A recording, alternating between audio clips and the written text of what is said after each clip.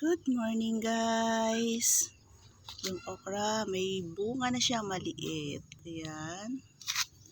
Yung sili, hindi ko na siya nalipat. Ayan, malalaki na. Ayaw ko na ilipat kasi mamamatay. Ayan. Yung aking kamatis. Yung talong number 1. May bunga siya yun. Talong number 2. Bilog siya. May mga bunga siya maliliit. Yan. Yan o. Talong number 3. Ayan. Bunga niya. May bulaklak pa siya. Ayan. May bulaklak. Talong number 4. Ayan. Mga bulaklak. Ayan o. Talong number 4. Talong number 5. Ayan. Haba.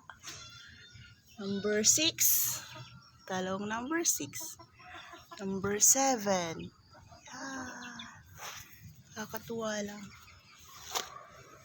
May luya. Ayan. Luya. Yung mustasa at repolyo. Mustasa sa kapitsay. Kinuha ko na. Ito. Spring onions. Ang tataba na, ayan. Spring onions. Yan lang guys. Maliit lang na to garden. Ayan lang, maliit na garden. Nakakatawa lang. Ay, may sili akong labuyo dito. Ayan, may bunga na siya, maliliit pa. Ito lang ngayon sa ilalim pala may mga bunga oh.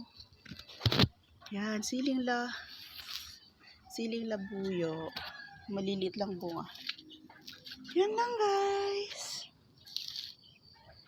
Yan lang. Basta, dito sa taas namin may native na manok. Ayan, dalawa. Tatlo. Yung iba kinatay na namin. Tapos, ito, may dalawang sisiw. Pero malalaki na siya. Ayan.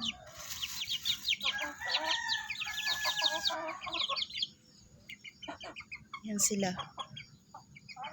Wala kasi kaming kulungan kaya. Wala kaming kulungan na malaki. Bago kami lumipat dito, ang dami yan. Siguro mga 15 na manok kami mayroon.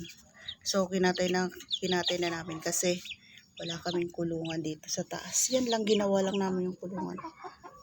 Yun.